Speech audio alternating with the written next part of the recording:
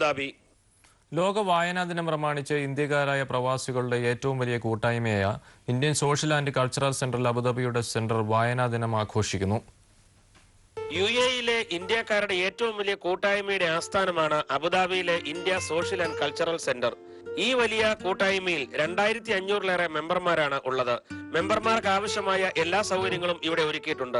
ഇവിടുത്തെ ഏറ്റവും വലിയൊരു പ്രത്യേകതയാണ് 6000-ലേറെ വരുന്ന പുസ്തകങ്ങളുള്ള ഒരു ലൈബ്രറി. വിവിധ ഭാഷയിലുള്ള നിരവധി പുസ്തകങ്ങൾ ഇവിടെ വായനക്കാർക്കായി സജ്ജീകരിച്ചിട്ടുണ്ട്. ലോക വായനാ ദിനം പ്രമാണിച്ച് പതിവ് പോലെ നിറയെ പുസ്തകങ്ങളെയും ആനുകാലിക പ്രസിദ്ധീകരണങ്ങളെയും സ്നേഹിക്കുന്ന വായനാ പ്രേമികളെ കൊണ്ട് നിറഞ്ഞിരിക്കുകയാണ് ഇവിടം. വായനാ ദിനത്തോടനുബന്ധിച്ച് ഇവർ ഒരു വായനാ വാരാഘോഷത്തിന് തന്നെ തുടക്കം കുറിച്ചിരിക്കുകയാണ്. ജൂൺ 19 ലോക വായനാ ദിനം ആഘോഷിക്കുകയാണ്. അബുദാബി ഇന്ത്യ സോഷ്യൽ സെന്റർ ഇന്നു മുതൽ ഒരാഴ്ചക്കാലം വായനാ ദിനം ആചരിക്കുകയാണ്.